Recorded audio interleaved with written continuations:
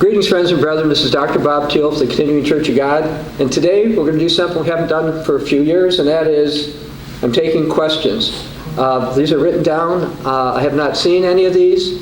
Now, there was one question someone said to me a couple days ago that I hope is in here because I've thought about it since he asked me the question. So I'm going to just take these, and if I can give you the answers, I will. Okay. So the question is, this is an interesting question. Book of Haggai. According to Prophecies in the book of Haggai, will the final Zerubbabel, will there be a final Zerubbabel and final Joshua? If yes, who will these two people be? Now, I did not know this was going to be one of the questions at all, by the way. Now, the reason I'm smiling is I wrote an extensive article about it about 2 months ago, maybe 3 months ago, and I decided about a week and a half ago that I'm going to do a sermon on this particular topic to go into it in great depth. And so the answer to the question is, yes, I do believe there's going to be a final Zerubbabel and Joshua. If yes, who are these two people? I'd rather not say who I think they are, but I actually do think I know who both of them are. I might be wrong about that. And when I do the sermon, I don't think I'm going to actually say who I think they are, but I will go through what the old Worldwide Church of God said. And I will tell you, however, who it's not. It's not Jesus, and it's not Herbert W. Armstrong. Okay, people have said that. Herbert Armstrong thought he was, but when I go through the sermon on this, again, I have a full sermon on that topic that I plan on giving. And I'll go through all the scriptures and stuff. At least I'll try to go through all the scriptures I think are particularly relevant. But Herbert Armstrong thought he was at some point in time. Others have said he had to have been. But when you actually see certain things that he said, and it's not just the book of Haggai, it's mentioned, I think, in Zechariah as well. I'm going off the top of my head on this one. It couldn't be Herbert Armstrong. But what's interesting, and let's see here, Haggai. Let me go to, they don't have the scripture here, so let me actually go into Haggai and see if I can find the right scripture on this. So you can flip to Haggai. I know it's going to be chapter 1 or 2, but we'll get there and see a couple things that it says. Wow, I didn't think I had enough questions, but if I'm going to spend this much time with these questions, we're not going to get through all of them. Come on, Haggai. Here is Haggai. Okay. I've actually written a couple of articles about Haggai before, particularly the stuff about the command to build God's house, which is in verse 1, chapter 1, which tells people, hey, people, you guys have the wrong focus. And actually, since the apostasy that hit the old Worldwide Church of God, I've seen this. Basically, you go through Haggai, and I will try to get to the part you actually asked about. We see, well, let's just read this. In verse 1, chapter 1, says, the word of the Lord came by Haggai, the prophet, to Zerubbabel, the son of Shealtiel, governor of Judah, and to Joshua, son of Jehozadak, high priest. So we see here that both Zerubbabel and Joshua are mentioned. And in the sermon I plan on giving, I will go into, well, I can just say this first one. Zerubbabel basically means he's the son of a pagan. So it would be somebody who was born, in my opinion, into one of the non-Church of God families in the world. Okay, so somebody from, probably, in my view, probably a Roman Catholic background. Whereas Joshua, being a high priest, is one who I believe was born into a Church of God family. So if that may or may not answer all the questions, because I am not now nor in the sermon going to identify who I think they are, even though I might tell somebody else like my wife, but I'm not planning on making that public at this time. Okay, let me go through here. because it's speculation, and that kind of speculation I don't really want to go out publicly with here. Okay, it talks about, back in chapter 2, talk about the 7th month, the 21st day of the month, which is actually tomorrow, right? Yeah, I think it's tomorrow. And talk again to Zerubbabel, the son of Thiel, and also to Joshua. It says, who of you among you is left who saw the temple, its former glory? So I believe that Zerubbabel is somebody who had to have been in the old worldwide Church of God when they had all the fancy stuff down in Pasadena. I don't know if how many of you been to Pasadena, the auditorium, but it's very nice, fancy. The building's really nice, the whole grounds are really nice.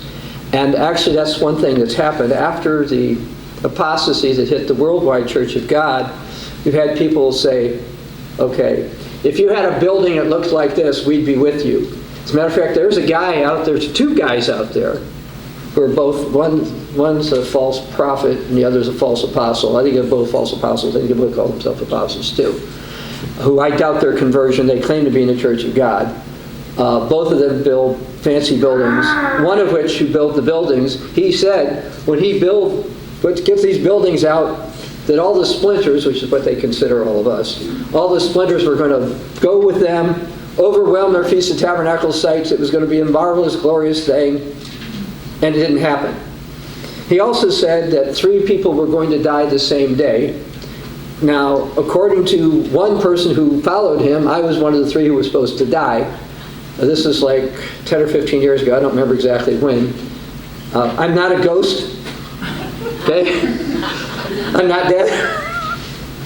So that didn't happen.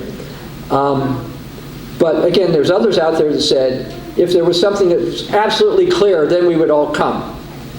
Okay? And it's not clear. A lot of people were looking for the wrong thing.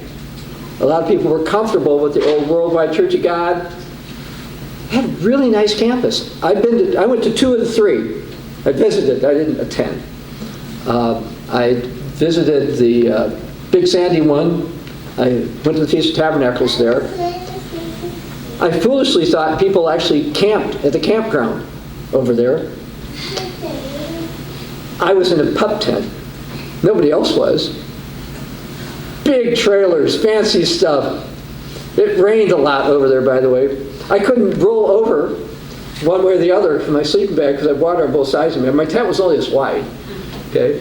And right now I'm using a cell phone for a clock, all right? But I had a calculator that had a clock on it that was next to me, and the water, it was shot. I had a rental-car, so I realize I'm digressing a lot on this. I had a rental-car, and I slept in it one night because it was better to sleep in that wet tent. Then somebody felt sorry for me, and they had one of these fancy trailers. They had an extra bed somewhere, one overneath some part, so I think I slept there for 2 nights. So anyway, but I like some of the others who were worldwide, got to see the old stuff. Okay, and so I believe that Zerubbabel is going to be somebody who had seen the old stuff over there.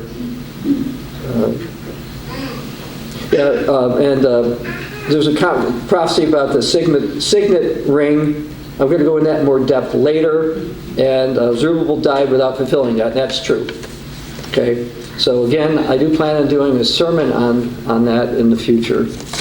I'm going in a little more depth than I just went to here. Okay, again, I haven't seen any of these questions, so let's just see here. Okay, did Eve really see an actual snake in the Garden of Eden as she was deceived by it, or is it another entity altogether? Bible calls it a serpent. I suspect it was some kind of a lizard that then became a snake. Okay, just based on the context, you read it, and it says you're going to go now you're going to run on your belly, which suggests that perhaps this thing had legs before. I don't know. What's interesting is that the Chinese think that the dragon is a great symbol, and my suspicion is that the serpent probably was like a small dragon of some kind. But I don't know that for a fact, but just look at the context there and what God said to the serpent afterwards. So it was some kind of an animal. My suspicion, it was some kind of a lizard. It doesn't say anything really else in the New Testament other than calling it a serpent. So that was easy, fast, because I could have gone there. Is the day of the Lord included in the 6,000-year plan? Now that is an interesting concept. This is a specific question that I asked my prior Church of God group, because I was doing some calculations before, and even though they had it scrubbed off of Wikipedia, the fact is I was appointed by the head evangelist of that church as an advisor to that church on doctrine and prophecy. And one of the questions I had for them is, if the day of the Lord is a year, which is what that church taught, and we say that God has given humanity 6,000 years to rule under Satan, and which I concluded, by the way, would be starting from when Adam and Eve left the Garden of Eden, not when they were created. Okay, because 6,000 years to be on their own has to start after they rejected God. Now, one thing we don't know about the 6,000 years, amongst other things, is how long were Adam and Eve in the Garden of Eden before they sinned? Was it just a couple of days, a couple of weeks, a couple of years? It doesn't say. So we don't know. And the reason that's important is when you look at this idea about the 6,000-year calculation, is when do you start? And various ones, like an Archbishop Usher, started from when he thought Adam was created. He also made other errors in his calculation. But we don't know. So we don't know how long they were there. Now, is the day of the Lord included in the 6,000-year plan? I don't know. It could be that the 6,000 years ends at the beginning of the day of the Lord, and then Jesus comes a year later. I suspect that could be the case, particularly if we see certain things happen between now and the day of Pentecost in 2025. It's tricky. Last year I gave a sermon about the 6,000 years. So for those who may not recall, and those who weren't here or haven't seen it, I will summarize it briefly. The Bible does not absolutely positively say God has a 6,000-year plan. Okay? What it does say is 1,000 years is a day to God, and a day is like 1,000 years to God. That's in both the Old Testament and in the New Testament. Because God recreated everything in 6 days and rested on the seventh day, various Jews have believed that this means that humans have 6,000 years before the Messiah will come and reign for 1,000 years. That's one of their interpretations. Now, according to Jewish sources, this came from what was called the school of Elijah. Now, whether Elijah said this or not, we don't know. And whether or not it was from Elijah, we don't know. Whether it was really from the school of Elijah, we don't know. But that's what the basis is, based also plus Scripture. Now, early people who were associated with Christianity, even though they weren't our Christians, taught specifically what I just said. The Greco-Roman Catholic saints specifically taught God has 6,000 years, the seventh year will be the Sabbath for 1,000 years, etc. Now, even though they condemn that view now, some of their saints wrote all that. Anyway, if there's a 6,000-year plan, which there probably is, but we don't know absolutely the fact, we would think that the 6,000 years would have to be up no later than 2035, or 2036, but probably 2035. It could be up as early as 2032 or 2031. If the day of the Lord is included in the plan, it could be up as soon as 2031. I don't know for certain, but based on other Church of God teachings, I suspect that it's possible that the 6,000 years does not begin, the end of 6,000 years does not begin the millennium, but begins the one-year day of the Lord, where you'll see signs in the heavens and the sun and the moon changed and all that kind of stuff. So going on the day of the Lord. I'd like to give you a clearer answer than what I gave, but what I gave you was a much clearer answer than I ever got from my prior organization. They didn't say anything. Okay, I asked a couple of times and they didn't. And interestingly, I went and looked about a month ago, because I was doing some research on some things, and it's like, I told them in writing back in 2008 or 9 or whatever, and in person probably, and asked the question, and they didn't know. And it's kind of interesting because they had been evangelists for a very, very long time. I mean, the longest serving evangelist in the Church of God didn't know the answer when I asked him that. Of course, he didn't know other things. Will some Philadelphians not make it to the place of safety and be beheaded? Yes. Probably. Yes, what do I mean by yes and probably? When you look at the persecution that's going to happen in Daniel chapter 11, I've specified this before. Matter of fact, let's just go there instead of me just talking off the top of my head. Here, Daniel chapter 11. I found this a very fascinating chapter, and again, it was something I also discussed with my prior organization. Now, what's interesting about my prior organization, by the way, is they meaning the 3 living evangelists who were there when I was there, all agreed that the sequence of Daniel 11 that I pointed out was correct. Unfortunately, they never fixed their literature for that, and now because I've insisted that this is right, they've doubled down on their error. So they teach this wrong. Now, the guy who's currently in charge over there, he and I have never had a discussion on this, so I'm not faulting him. I won't mention his name, but I'm not faulting him because he wasn't part of any of these discussions. And I think what the mistake he and others have made, well, let's talk about this before I get the answer. One of the times I was in a meeting with, of these guys I will mention by name, I guess. I was in a meeting with Richard Ames, Dr. Douglas Winnell, and Roderick C. Meredith on Daniel chapter 11. And I told them what Ambassador College taught about this topic. And their eyes were opened up like, no, we went to Ambassador College, they didn't teach that. Okay? And I knew that was going to happen. I said, no, that's what you were taught in Ambassador College. I said, but it was changed. They changed it. And they were stunned. So I called in Dr. Mike Germano and had him come to the meeting. And he told them, yes, I was correct, that they had changed the understanding. So I had multiple meetings with these gentlemen who agreed with me multiple times about that sequence that we in the Continuing Church of God teach for Daniel 11 is the correct one, and what they tell everybody is wrong.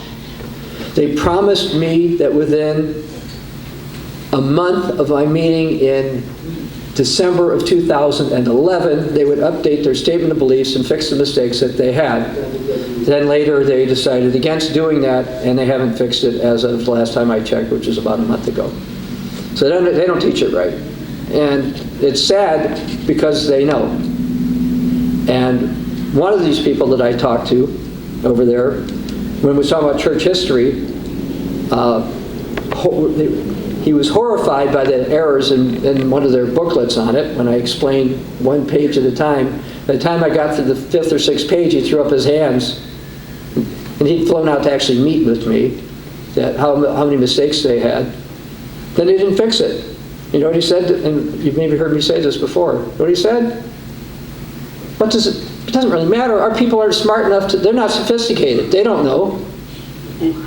They don't know. Now, that ties into what I'm going to talk about now. Daniel chapter 11, picking up verse 29. Yeah, if I talk this much, I don't know if I'm going to get to the questions. I'm not trying to not get to them, by the way. All right. Chapter 11, starting verse 29. Actually, I'm sorry, I said 28. While returning to his land, this is the beast. with great riches. His heart's going to be moved against the holy covenant. He's going to do damage. His heart is moved against the holy covenant. What's that? Well, according to most scholars, the religion of God's people. Okay? It's the end time. This is not the Jewish religion. Although in a sense you could say we have the Jewish religion, they didn't continue the way they should have. Anyway, verse 29, we see at the appointed time, the end, he's going to go down to the south. It's going to be different. Then ships from western lands, that's what the word mistranslated Cyprus means, are going to go against him. And western lands at that time would most likely have to be from like the United States and perhaps the UK and or Canada. Why? Because it's not going to be Africa. They're not going to stop them. Russia and China aren't from the West, by the way. Okay? And Latin America. They don't have much of a navy. They do have ships down in Latin America. I'm sure Brazil has a few. Argentina, which lost for the Falklands really quick. So I don't think they have a huge navy. So this is going to be against the United States, most likely leading this. Anyway, these ships are going to come against him, and he's going to return in rage against the United States? No, against the Holy Covenant. Why? Well, most of you know why. Because we are going to be saying that is what's going on. We are going to go out and say that the king of the north is fulfilling these prophecies. And he's the one who's going to be in the league of the Antichrist. And he's the one Jesus is going to throw into get thrown into the fire after Jesus comes. Okay? That we're going to be saying that. You think he's going to like that? No, he's not going to like that. Now, I'll digress slightly. We did a Behind the Works video, which I think all of you saw, about the fact that we've got literature in over 1,500 languages. It might be closer to 1,900 to 2,000 by now, and presuming we can keep doing this, it should be at least 2,000 languages. Well, when we identify this person, people are going to wonder, who are these people? Okay? We're going to say, he's promising a false utopia, a false gospel. We have literature on the gospel kingdom of God in like 2,000 languages, or will be by that time, maybe 3,000. I don't know how many we're going to get to. And they will take a look, and they're not going to like it. And he's not going to be happy with us. And we see that he's going to set up the abomination of desolation. And we'll skip down to verse 32. Those who do wickedly against the covenant, he'll corrupt with flattery. Now, what does that mean? That means that people who had a claimed Church of God background are going to betray people in the Church of God. That's what that means. These might be people formerly in the Worldwide Church of God. These might be people in other Church of Gods, and maybe some people within our midst. We had people in our midst rise up against us a year or so ago. They pretty much didn't accomplish anything except drag out people who like to complain and didn't accept church governance. But, this can happen. Jesus warned that our foes could be the people of our own household. Okay? So, that's what this guy's going to do. He's going to want to know, what are these people? What are they trying to do? What can we do about them? And those are the people who understand shall instruct many. Okay? It's one of the reasons why we've gone through the detail that we have. It's one of the reasons why we have books and booklets in great depth in church history. You should read and reread those books, particularly the ones on the Catholics and the Protestants. And I realize that they're somewhat redundant because some of the same information, more or less, in both books. But Protestants care more about what Protestants think, and Catholics think more about how Catholics think. And we need to be able to instruct many. Now, my prior organization admitted that at the time of the end, we needed to know how to deal with Roman Catholic and Eastern Orthodox arguments. But they didn't do anything about it. And they still haven't done anything about it, and we did. You can't instruct many if you don't know how to instruct them, if you don't know anything. Now, There's a slight mistranslation here, and if your Bible has it in italics, I'm going to skip the italics. Yet days they shall fall by the sword. Not many days. Now this is talking about Philadelphian Christians. So perhaps they will be beheaded. That's the part I wasn't sure. We know in Revelation chapter 20, talks about people will be beheaded. That we don't know if all that beheading is after the Great Tribulation starts or somehow beforehand. Now, Satan isn't particularly worried about what's called collateral damage. All right? So it may not only be Philadelphian Christians that will fall from the sword at this time. So he might get some Laodiceans, some from Sardis at the same time, or even Thyatira. I don't know. But this is the part of the persecution that will affect Philadelphians prior to going to a place of safety. Anyway, they'll fall by the sword and flame. Greco-Roman Catholic prophecies say that they are going to burn Sabbath keepers. And there will be a public executioner of the Sabbath keepers. That's in their prophecies. You know, it's actually funny. I'll complain about my prior organization for a while. One of the times I wrote a paper for their Council of Elders, and I went through a bunch of Greco-Roman Catholic prophecies. And they were astounded and amazed and encouraged me. As a matter of fact, when I went to their headquarters, Richard Ames said to me, you know, did you know that the old Radio Church of God taught that stuff too? I said, no. Why didn't I know it? Because they taught it in like 1963 or 1964 when I was 5 or 6 or 8 or whatever I was. Okay? I had no idea. So they taught it. But then later they've distanced themselves from it. But what they taught was, the old Radio Church of God taught, is Greco-Roman Catholics, when Jesus comes, they think he's going to be the Antichrist because he'll keep the Sabbath, he'll keep the holy days, won't eat unclean meat. Okay? Well, I did more digging and found out they're going to kill the Sabbath keepers. And they want to burn them too. And we see that in the Bible. Okay? Now understand, from their perspective versus our perspective. Their perspective, by the way, they have all these prophecies that say a great leader is going to rise up. They called him the great monarch. And the Papa Angelicum, a pope who does miracles, is going to rise up. And they're going to make the world a better place. And they're going to destroy the heretics. Okay? And there's going to be signs and wonders in the sky, including possibly a red cross. They'll say, he's the one. Will you accept him?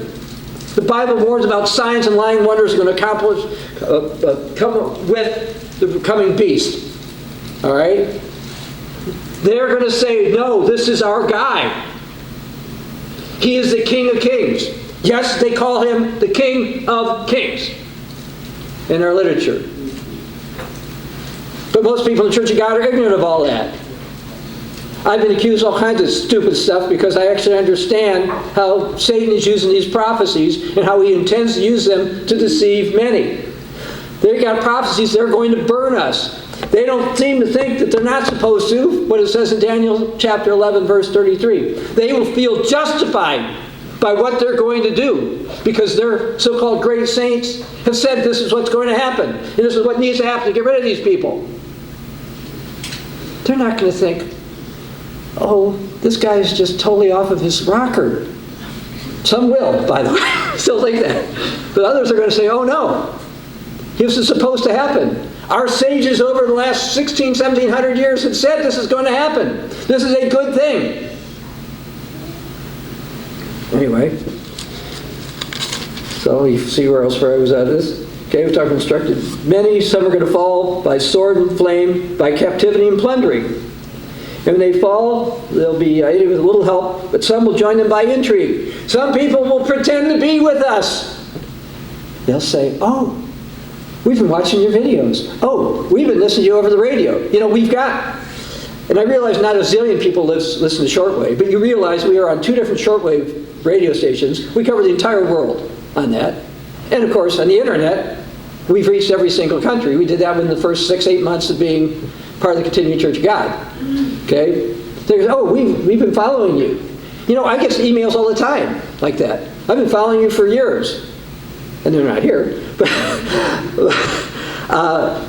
sometimes they do come. So you don't know. But some people are going to pretend. Remember, the King of the North, he wants to be great. He wants people who are going to be corrupt and corrupting us. So that's going to happen. And some of those that understand are going to fall, to refine them, purify them, and make them white till the time of the end. Anyway, the king is going to do what he wants to do.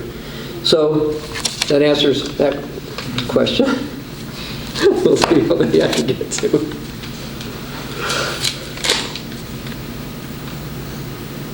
What is the short work and when does it start? Well, that's easy. I already answered that, but I'll be more specific. Let's go to, and by the way, you should have wrote down it was in Romans chapter 9, but I know where it was. Yeah, so far I haven't needed my computer for all this, just kind of like last time I did this. Okay, let's go to Romans chapter 9.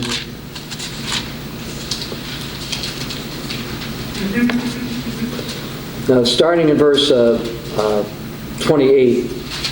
He will finish the work and cut it short in righteousness, but the Lord will make a short work upon the earth.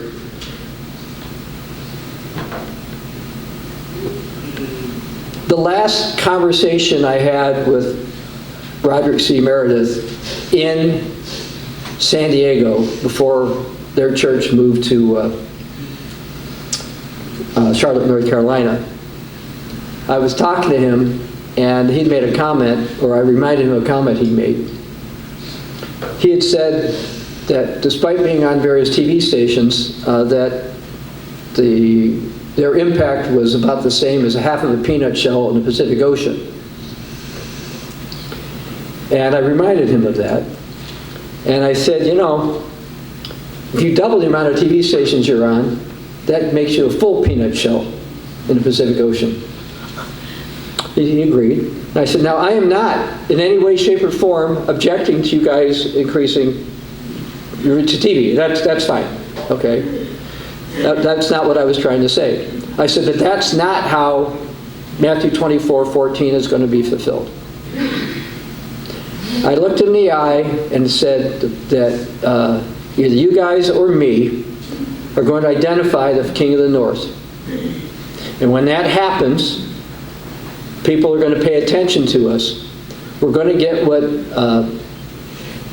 the late Andy Warhol, who isn't the originator of this statement, but people put it to him, our 15 minutes of fame. And that's what's going to happen. Now, again, lest anyone think that I must have offended him by that statement, it was about a year afterwards that he appointed me as an advisor to his church on doctrine and prophecy. Okay, so it wasn't like I said this, he got offended or anything like that. The short work is one of the things we've been preparing for whatever reason, others haven't. Now, they have material out there. One of the issues, in hindsight, one of the reasons I had to leave that organization was I had meetings with them and I said, look, you guys have these mistakes in the literature, this mistakes in literature, this mistakes in literature, which they agreed with me on, by the way. I said, you got to fix that. I said, because when we get media attention, people are going to comb through our materials. Okay? Now, irrespective of what you think about Protestant scholars or Roman Catholic priests, most of them are pretty educated. I took a year and a half of Latin in high school. These people are fluent in it. I took a Greek course, part of my PhD, but only a little bit. Okay? I can read the Greek characters and I can kind of figure stuff out. But these people are excellent experts in this stuff. Okay? I said, they're going to tear through your literature, our literature, which sometimes the other group, they're going to tear through our literature and show us that we're idiots. Because you say this guy is good and this guy is bad, but these guys said they liked each other. Okay? You guys got a problem. All this stuff doesn't make any sense. You have to fix it. And in spite of multiple promises to me over multiple years, they never fixed it. Matter of fact, one time, this was at the Feast of Tabernacles, I had a 3-hour lunch, private lunch with one of the evangelists, I won't mention who, he's still alive. And it's like, you guys keep telling me you're going to do this stuff. Are you going to fix it or not? Do you want to work closer together with me or not? And he said yes. They didn't do it. But because of meetings like that, I felt that I had hope. Okay, yeah, we're going to fix it. Yes, we're going to fix it. Yes, we're going to fix it. Yes, we're going to fix it. Because we need to be ready for the short work. And they're not ready. They're still not ready. And they're not going to get ready because they don't seem to understand what they're supposed to do, even though their prior evangelists, top evangelists, told me they were going to do it. As well as one who recently died. He had told me it too, and they didn't do it. Actually, that was the problem with him. He was unwilling to publish stuff that contradicted what they had, even though I showed him that they had literature that contradicted itself. And he admitted it in meetings with me. Unfortunately, by the way, some people over that organization said all kinds of things about me that aren't true, and the average person doesn't seem to want to know. Anyway, so getting back to the short work, which is what the question was, that's why we have literature in so many different languages. That's why we have multiple websites. That's why I'm actually thinking about moving or copying our websites to another nation. I don't know when I'm going to be able to do this, but it's in my head, so we don't get shut down by something in the United States. Because, look, they yanked a couple of our YouTube videos. They yanked one of my Facebook posts. They cannot be trusted. And so I'm wondering if there's a place in the East that perhaps we can trust. But that's down the line. I'm not ready to do that yet because I don't know how to do it yet. But at some point in time, I'm planning on doing that to make it so our information is available in more than one place, just in case. All right? And actually, another reason not to do it now is because we keep getting, most weeks we get about 20 new translations of our gospel booklet into 20 different new dialects or languages or whatever. And it's a pain to update the one way we're doing it already. But after we get further and further down the line and we've got enough, my hope is to back it up somewhere else. And probably a country that's not friendly with the United States. Okay, but I don't have any contacts to do that yet, but it's still a thought that I'm working on. Okay, so anyway, the short work, we will identify what's going on. People will not like that, but we will have the information out there. Never before in the history of the Church of God has anybody put out anything close to 1,000 or 2,000 different languages explaining the hope of the gospel of the kingdom of God. It's never been done before. As I think I told all of you, I'd love to tell you that I was just so smart and I had this great master plan. I didn't. Just kind of stumbled onto us. And Jesus says in Revelation 3 to the Philadelphians that he opens a door. And it's like, oh, I guess this is a door for us to go through. And I didn't really give it much thought beyond that. But as the numbers keep going up, and up, and up, and up, and the concept about the short work, this fits. We will be able to give a warning to the world. And again, I don't know how many languages we'll end up with. So anyway, that should address that one.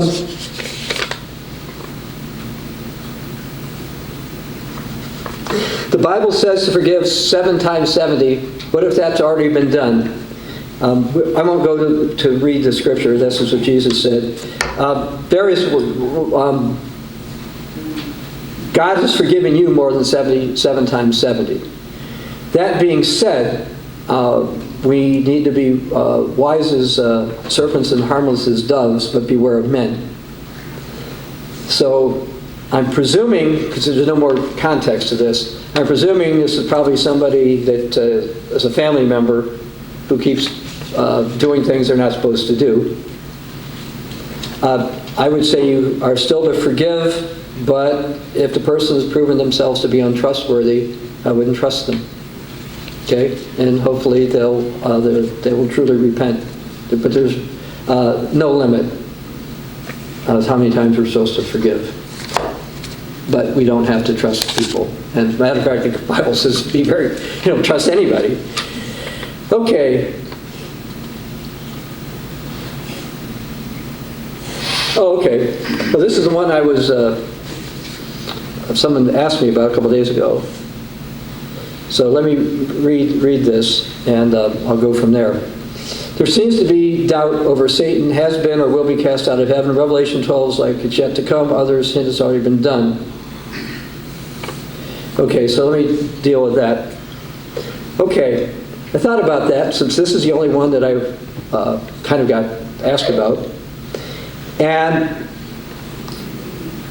the context of this is Jesus had sent out his 70 disciples 2 by 2 when they went and preached and cast out demons or healed the sick and whatever, and that kind of thing. And then Jesus made a comment about seeing Satan cast down. And in the Bible, a lot of times there's duality. There's a type and an antitype. And it could be that Satan was cast down or was pushed out or just in a state of shock seeing this actually happen. But the final fulfillment of this is going to be in Revelation chapter 12. And so why don't we go over there? And I was thinking a lot about this and wondering if it's related to doing this short work. That once Matthew 24:14 has been fulfilled, Satan is thrown down. Because Jesus said in Matthew 24:14, this gospel of the kingdom will be preached to the world as a witness to all the nations, and then the end will come. Okay? And if you go into Revelation 12, and I'll have to find the right passage here. Starting verse 7. And war broke out in heaven. Michael and his angels fought with the dragon. The dragon and his angels fought, but they didn't prevail. There was no place found in heaven anymore. So the dragon was cast out, that serpent of old, who deceives the whole world. He was cast to the earth, and his angels were cast out with him. And I think that's going to happen right around the time Matthew 24:14 is fulfilled to God's satisfaction. Could be just before or right after, but somewhere really close to that time period.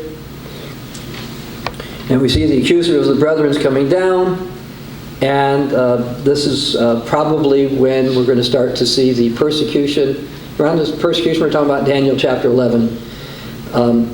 This probably starts just before we fulfill Matthew 24:14, but very close to it. Because then we see down in verse 13, dragon we saw is cast down. He persecuted the woman who gave birth to the male child. And that's the persecution I was talking about in Daniel 11, starting in verse 27 or 8. I was in there before. And then, again, the sequence, I think, that's the short. Then we identify this, what's going on. Short work happens. People look at our websites and take them down as best as they can, or as fast as they can, because we'll end up with the famine of the word. Okay, this one is the second question.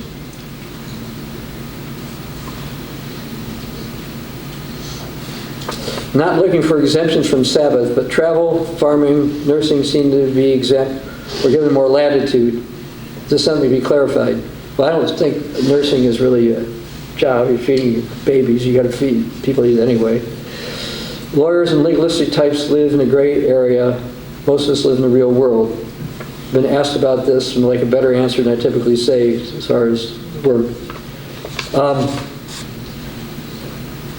We don't really, I don't know if we really farm in the Sabbath.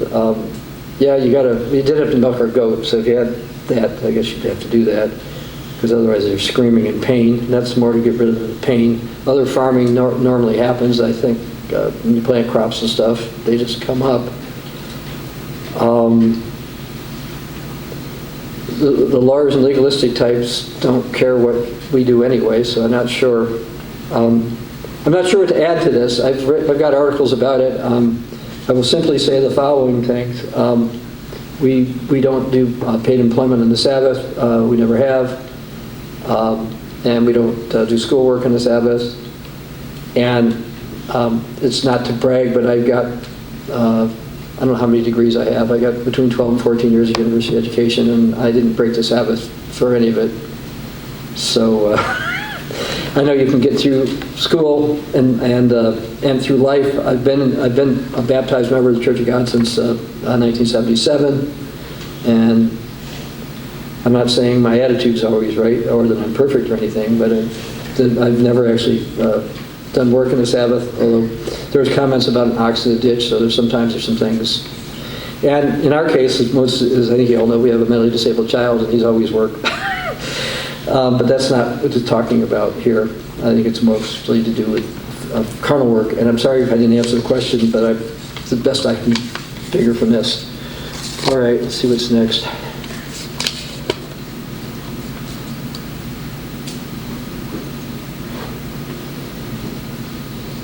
Oh, good question. I shouldn't say the other one's good. Habakkuk 2, verses 6 to 7 prophesies an indebted nation that becomes their creditor's booty. And Daniel 11:39 prophesies a king of the north conquering the land and strongest fortresses. Are these two prophecies tied together in time? Absolutely yes. Now, one person who left us to later try to justify his departure tried to claim that Habakkuk 2, verses 6 to 7 had to do with the ancient Chaldeans, and therefore is not at all relevant now, and it could not possibly be the United States. And I made a few comments to him. I'm going to Habakkuk, by the way, right now, so I can read it. I made some comments to him like, okay, so the ancient Chaldeans went in debt, went bankrupt, and they were overtaken because of that? I said, I don't see that in history ever happening. And I warned this person about hardening his heart. He said he wasn't hardening his heart. Well, he was hardening it more and more. And if he watches this, I pray he's still in my prayers that he will quit hardening his heart. Habakkuk chapter 2, we see in verse 2, it says, write the vision, make it plain on tablets, that he may run who reads it, for the vision is yet for an appointed time. For in the end it will speak, it will not lie, though it tarries, wait for it, because it will surely come, it will not tarry. Well, those same words about appointed time and end are the same ones in Daniel chapter 11 and other parts of the Bible. Okay, I've looked into this before. This is a time of the end prophecy. I do not believe it is a prophecy that the resurrected daughter of Babylon is going to be overtaken by its creditors. I look at verses 6 and 7. Will not all these take up a proverb against him and taunting riddle against him, saying, woe to him who increases what is not his, how long? And to him who loads himself with many pledges. In the case of the United States, it's treasury bills and treasury notes, and I don't know if you know how our deficit is now being financed. For a while, our deficit, the U.S. government deficit, was basically being financed by Japan and Saudi Arabia and China. But now, there's some of that still going on, so there's still a bunch of foreign creditors out there. But that's not what happens. It's the stupidest thing. So the government runs a deficit, so the Federal Reserve buys a treasury note, and that's considered an asset.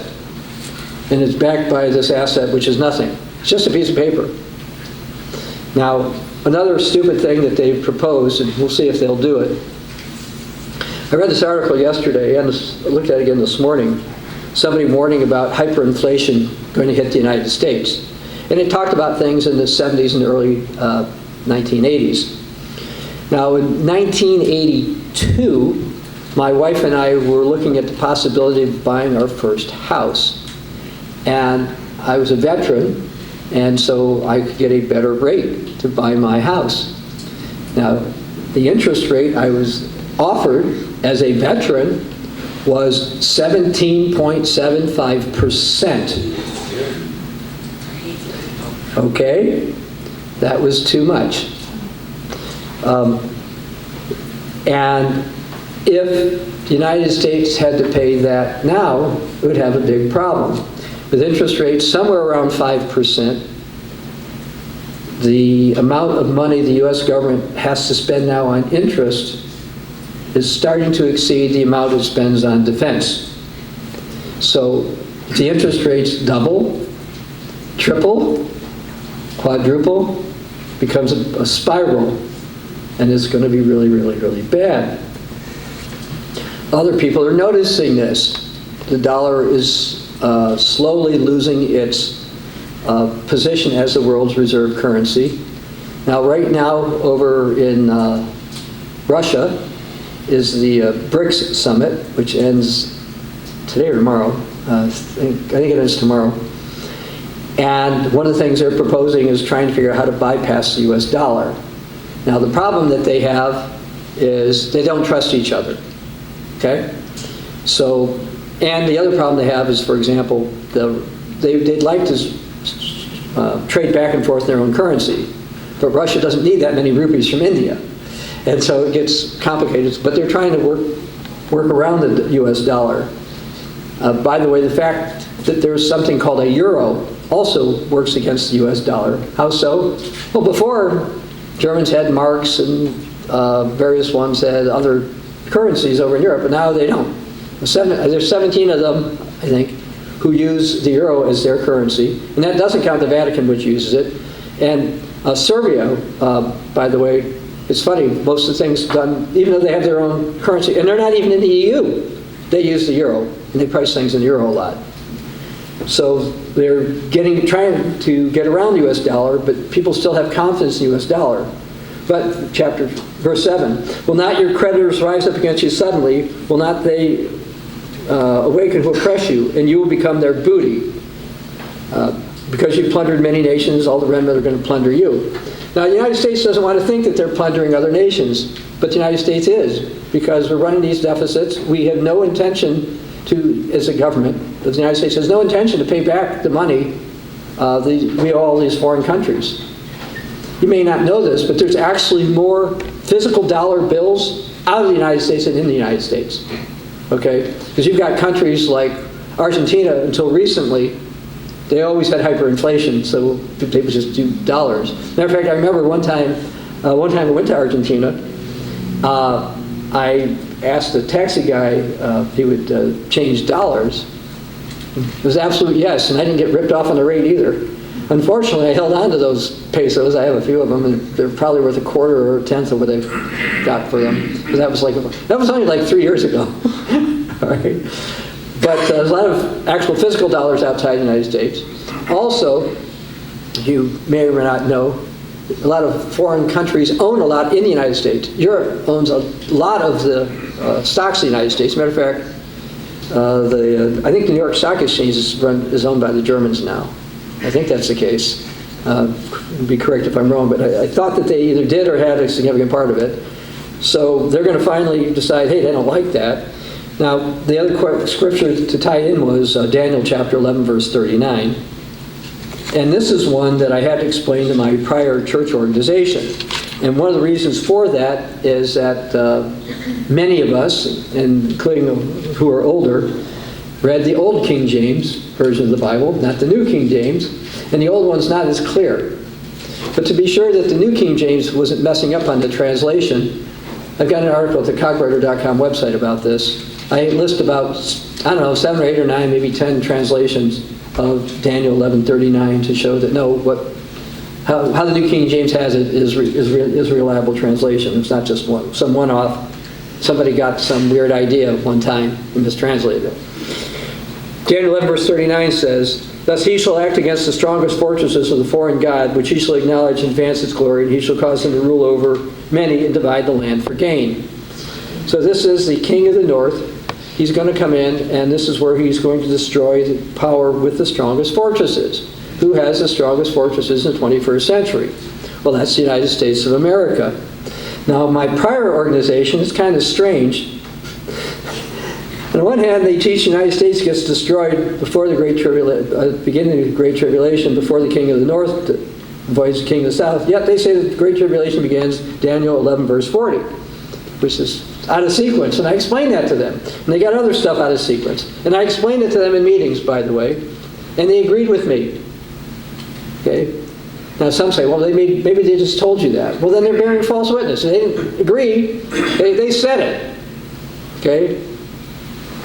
By the way, I wasn't planning on talking about them at all today, but it's kind of tied in with all this stuff. Okay. So they're going to divide the land. Okay, they're going to plunder it and divide the land. I believe and still believe that Alaska, perhaps part of Canada, or these parts of Alaska are going to end up with Russia. I believe that Mexico is going to get a lot of its land back. As many of you know, or maybe you should know, from Texas to California, much of that we got by putting a gun at Santa Anna's head and said, you give it to us or else. And then we ended up buying, the United States ended up buying a small part of New Mexico, I think, Gadsden Purchase or whatever, but most of what we have, we put a gun at a guy's head and said, it's ours. And they said, okay. And we got it. And so I think some of that's going to go back there. And so, yes, I do think this ties in. The time period is correct. The sequence is right. So I do think they both tie in. Wow, let me see here. See if I can go faster. It says in Isaiah 30, verse 20, your eyes will see your teachers. Who are these teachers? And does this take place during the millennium or some other time? So the quote here is, though the Lord gives you the bread of adversity, the water of affliction, yet your teachers will not be moved in the corner anymore, but your eyes will see your teachers. Well, historically in the Church of God, we have taught that will be you, those of you who are have God's Spirit in this age, who endure the end, who will be resurrected, and you will help people know the way to walk into. Now, interestingly, there was a inquisitor, Bernard Gui, I think it was it, who was killing our people or torturing our people or whatever. And one of the things that our people said, according to one of his logs, is that during the millennium, that our people who were being tortured in the Middle Ages said that during the millennium that there'll be minor things. People do some minor things wrong, but pretty much nothing major, like perhaps stopping people from being killed and whatever. And that's consistent with Isaiah 30, verse 20. And I heard one time, I remember in the old Spokesman's Club in the old Worldwide Church of God, somebody objected that, well, you mean I won't have, I won't be able, somebody can't go out and just kill anybody. You can't stop people from, doing that. I said, no. My right not to be killed exceeds your right to kill me. Okay? And so I believe that will be enforced during the millennium. Okay? People don't quite think about that, but your right to extend your fist stops before it hits me. All right? Matthew 24 says, false messiahs, false prophets will arise. Give an example of a false messiah would look like and act like. How does a false messiah differ from a false prophet? Well, specifically, let's talk about the king of the north and who's the beast that rises from the sea in Revelation 13, and the false prophet who is the one who rises from the earth in Revelation 13, starting in verse 10. So the false prophet are going to tell people to worship the beast. Look, right now you've got all these organizations out there. You've got the United Nations, you got the Vatican, you got the World Economic Forum, you got various NGOs, you got the Freemasons. What do they basically say they want? They want to put in a secular utopia on this planet. And what's going to happen? Somebody's going to rise up to do that. He's the one we're going to denounce as the king of the north, etc. So how will he differ? He will be the one that people will worship. My prior organization got some parts of this confused and wrong. And they actually said, by the way, anyone who understands prophecy thinks that the man of sin is the false prophet. And that's wrong. Anybody who understands prophecy knows that that's absolutely can't be. Because you look at what it says in 2 Thessalonians chapter 2, I won't go there because I'm running out of time for these questions. It says that he is worshipped above all gods. And when you look at what the false prophet does, he tells people to worship the beast. He tells you to get killed if you don't worship the beast. He ain't to say, so it's not him. Because if he was the man of sin, he would be telling people to worship himself, but it doesn't. It says he's going to worship others. And you can read more about that also in Daniel 11, verses 36 through 38, those particular passages. So that will be it. In terms of false prophets, we've seen those rise up in the Church of God. I've denounced various ones who made false predictions. One who considers himself Philadelphian said that a third of the Laodiceans were all going to be dead by, I don't know, a year or 2 years ago, whatever, and that didn't happen. Or maybe it was a quarter or a third. It didn't happen. He also said that Joe Biden would not assume the presidency of the United States, which also happened. Then he backpedaled and came up with some other things, but he's false, and I've denounced him as false multiple times. There was another guy who said that the Great Tribulation started in 2008 or 9. I denounced him. He had come from the United Church, set up his own group, and he was false, and I denounced him as well. And then you've got this other guy who calls himself an apostle. Sometimes he calls himself a prophet, but he said Jesus was going to return, it seems like every other month, and he's been totally wrong. Okay, this one says, on page 107 of our book, Islamic and Biblical Prophecies, you say the Muslim nations will be among the first large populations that will recognize the beast and Antichrist power. No, well, we say they're going to turn against them. And you can read that in Daniel 11, verse 40, because the king of the south is going to turn against the king of the north. Now, why? My speculation has been it's possibility that the mark of the beast will be a cross or include a cross, because I'm pretty sure crosses will be at least associated with the beast. You may have heard the term crusaders. Crusader means cross bearer, one who put a cross. They had crosses on their shields. Muslims still remember the Crusades, which, by the way, basically they won. Okay, I realize that the Roman Catholics and the Eastern Orthodox won for a short period of time. They had Jerusalem for 100, 150 years or something. But the Turks ended up dominating until around World War I. Okay. The Muslims are not going to like this cross stuff and some other things. Again, this doesn't prove a cross will be the mark of the beast. But I have quoted before other Greco-Roman Catholic prophecies who say those who have a cross on their forehead or their hand, I think it's also their hand, will persecute and kill those who don't wear crosses. Okay?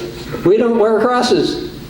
Now, we're in the United States here, but some people live in other countries. Now, if you have a cross on your passport or your ID card or something, that's okay. Or, for example, if you live in the United States and you're a Red Cross volunteer or you work for the YMCA and you need a little card to be a lifeguard and has a cross on it, we're not paranoid about crosses in that way. Okay? We don't venerate them, we don't worship them, whatever. But it wouldn't surprise me. And I think you've heard me say this also. Sir Isaac Newton was convinced that a cross was the mark of the beast. There's a couple of Catholic prophecies, at least one that says it might be some type of a cross as the mark of the beast. On the other hand, Roman Catholics say, oh no, when in Ezekiel it talks about being marked with a cross. This is a taw. That must be a cross. Therefore, it's a good thing at the time of the end to have a cross on your forehead. Again, between their prophecies and their misinterpretations, that's what they're going to be basically bank on. Okay, so anyway, I think that will be one of the reasons that the Muslims will rebel. There'll be other things too when they see.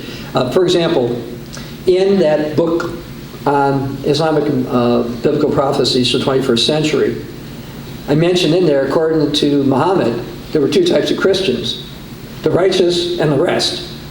And the rest followed Constantine and all the stuff that they didn't like. And so the Muslims will figure that out.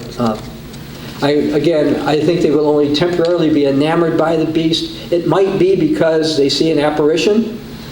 The Muslims do believe that Mary is one of 4 perfect women.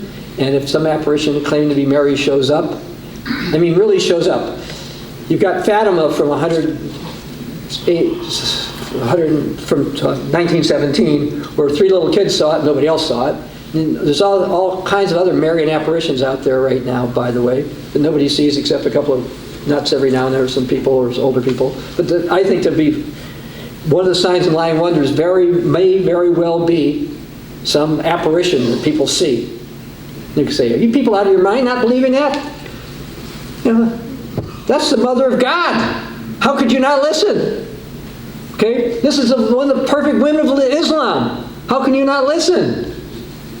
So the Muslims may listen for a short period of time. And I think that's all will go. Okay.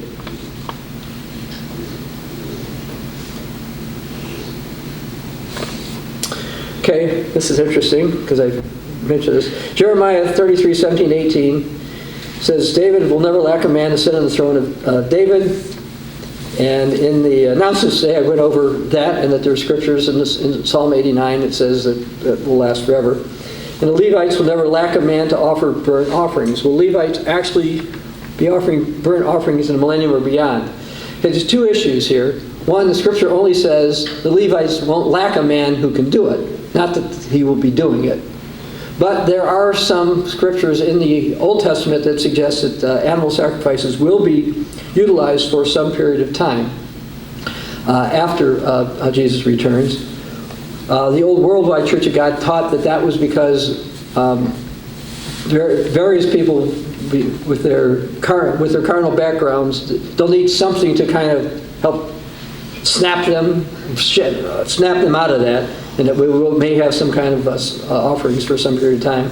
Will God actually use Levites to do it? My suspicion would be probably. Okay.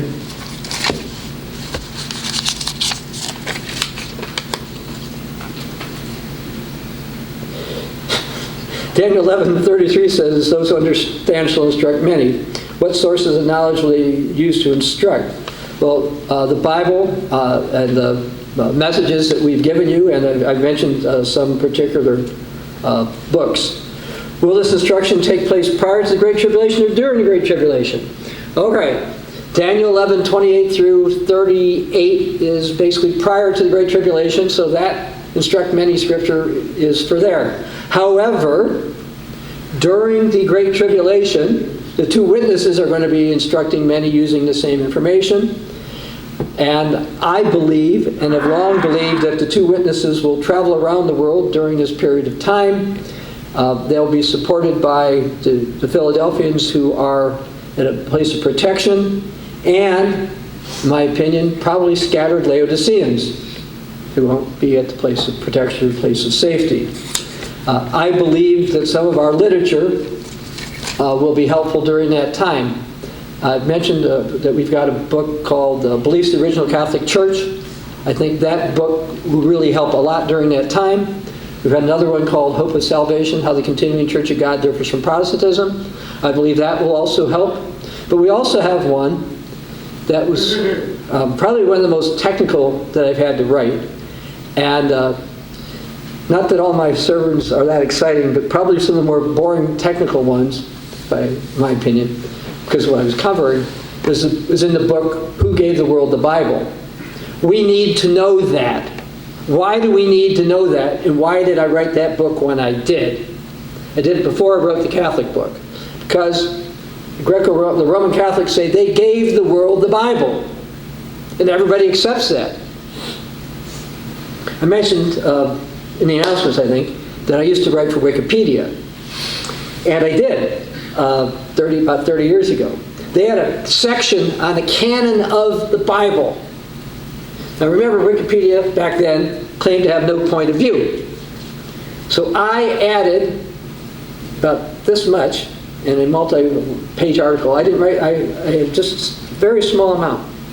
And I wrote something to the effect that various Baptists, Church of God people, and others believe that the canon was done a different way. They believe that the apostles, like John, passed it to people such as Polycarp of Smyrna, and that the church always was aware of the canon. That's all I wrote. That's it. Everything I said was factually correct. They yanked that. They yanked that. it's not there. So you go to Wikipedia, and the version that they've got is it took councils of men and these councils and all this stuff. If you really look at it, it took until 1500s before Rome once for all finalized and said the canon can't be changed. What we did at the Council of Trent, that's it, that's the canon. Okay? Well, no, we had the canon from the beginning, and that book goes into that. And the reason this is important is because I've got books, one or two books written by Roman Catholics, and I've read things from Roman Catholics that say, we gave the world the Bible, therefore we can interpret it, therefore we know what it means, therefore all the rest of you people are just wrong. Okay? But they didn't give us the Bible. Now what they did do is, there was a guy by the name of Jerome, and Jerome translated the scriptures into something called the Latin Vulgate, so into Latin. And he did do that, okay? And that, so he put together a Bible, and there's two or three interesting things about this. One is, he didn't want to put the extra books in that the Greco-Roman Catholics accept. He said no, and the Pope said you will. But he said no, and the Pope says you will. So he ended up doing it. But he knew they weren't that good. Now, how did he know that? Well, he went down to Jerusalem, Israel area, and he talked to Jews, and he talked to what are called Judeo-Christians. Yes, we told Jerome what the books of the Bible were too. All right? And by the way, the Roman Catholics know full well that one of our guys, of course they don't say he's one of our guys, but he believed in the Millennium, and they say that the Millennium's a doctrine of Antichrist, but they still say this guy's a saint. His name's Melito of Sardis. He listed the books of the Old Testament. Our books, same ones we have. Okay? And this is important for that point. Now, I mentioned Polycarp before. I actually had an article that I had published in a Trinitarian journal showing how Polycarp referred to or quoted every book of the New Testament. And guess what happened with that? They pulled the article after they published it. So I asked Mike Germano, I said, does an article count if they publish it and then pull it? He said, yeah, it counts. I said, okay, thank you.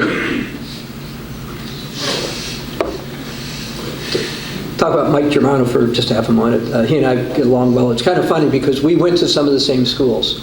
Where I got my bachelor's degree, he got his master's. Where I got my master's, he got one of his doctorates. So that was just always interesting. Okay. You have quoted a Roman Catholic prophet that claimed that the author of terrible books would exist prior to the end. Could you please explain what terrible books mean? Do you know anyone that writes terrible books? Interesting. Okay. Terrible books would be books that, according to Roman Catholic writings, attack their church at its very foundations. I would suggest that our book called Beliefs of the Original Catholic Church does that, and the one I was just talking about, Who Gave the World the Bible, do exactly those things. Are those terrible books? No. But might they be perceived to be terrible books by the Greco-Roman Catholics? Yes. Oh, and who wrote those? Well, I wrote those ones. Okay. It's the same question. Oh, okay. What I got before about this is the way we walk into it. Don't turn to the right or the left. And then this person writes, what about Isaiah 65:20? That it call to pass that before they call, I'll answer, and while they're still speaking, I'll hear. Are these for the same time period? Is that the millennium or during the 100 years? Could be both. I'm not sure. I'm sure it's going to happen during the millennium. It may also happen during the 100 years.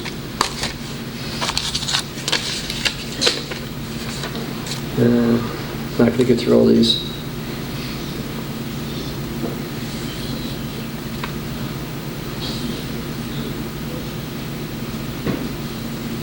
Will the Israelites have captive servants and maids during the millennium, as it says in Isaiah 14, 1 through 2?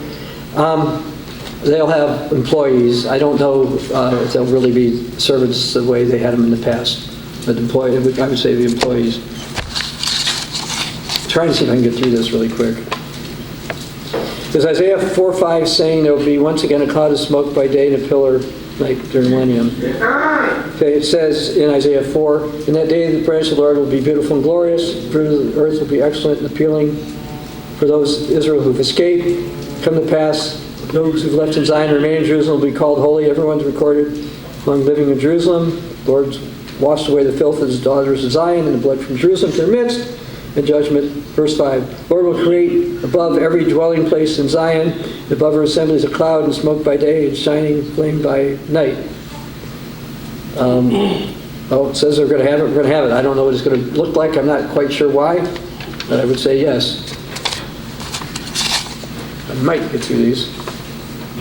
Isaiah 9:21 says, Ephraim's against Manasseh, Manasseh is pitted against Ephraim, against Judah. Will this happen before the strongest forces are destroyed by the king of the north?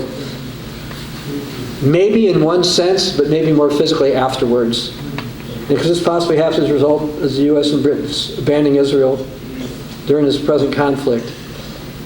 Yes, but I still think that it's going to also happen later. Many feel peace deal must be confirmed before a certain holy day. I think it's atonement, or it could be for another year. Can you explain that? I think it could be atonement. It would take too long for me to explain that here. Maybe I'll do that in a sermon. Particularly, by the way, if it happens between now, I said atonement, I think it happens between now and perhaps Pentecost.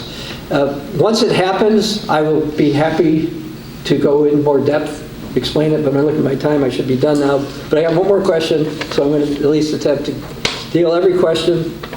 Okay, Matthew 24:29. Immediately after the tribulation of those days, referring to the tribulation at the end of the 3.5 years? Yes. So, because we see what happens, it says, immediately after the tribulation days, the sun will be darkened, the moon won't give its light. So the tribulation, 2.5 years, then the day of the Lord starts afterwards. That's actually every question that I was given. I hope with the ones I get, only with a partial answer, I hope at least you understood that. Here's the sermon I was going to give that perhaps you'll get to hear at the Feast of Tabernacles next year. But as you're aware, I am willing to answer questions, and hopefully we've done so in our literature. Do you have a question that you want? I do. I have a question. And maybe you answered it. I didn't catch it.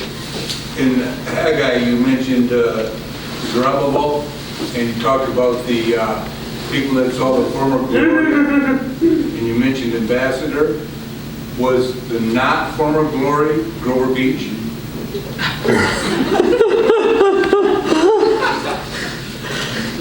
Hard to say on that, but I will simply say that in the continuing Church of God, we simply do not have fancy buildings like the old worldwide Church of God.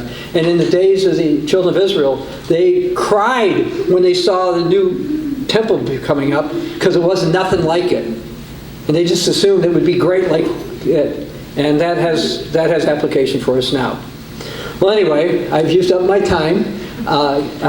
Again, we have literature that answers lots of questions for you. We encourage you to go to CCOG.org and read those. And so this is, after answering as many questions as I could, this is Dr. Bob Thiel for the Continuing Church of God.